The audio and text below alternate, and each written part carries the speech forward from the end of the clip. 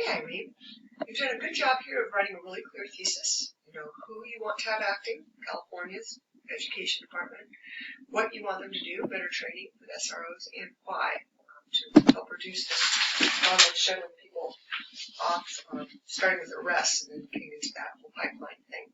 So good, that's a good start. So some next steps here.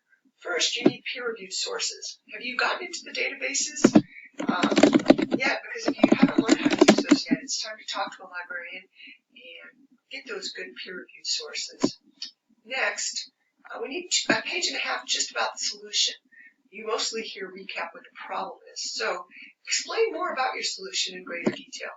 First, what training do the SROs currently get? How long does it take? What material does it cover? And so forth.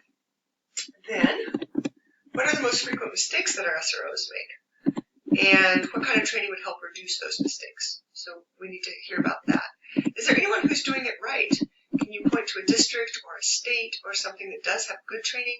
And you can say, well, California should just do it the way they do it in Texas or some other place. Because if there's a successful program out there, you can just describe the successful program and it can save you a lot of trouble. And what would be the results of better training and why? What about the training is going to help to reduce in-school arrests? And then why? Sorry. Looked there with my system. What might result with better training and why?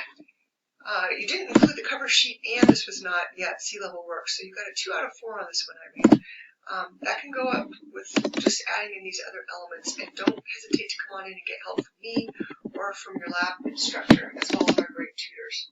So just to fill this in, better training might you end up with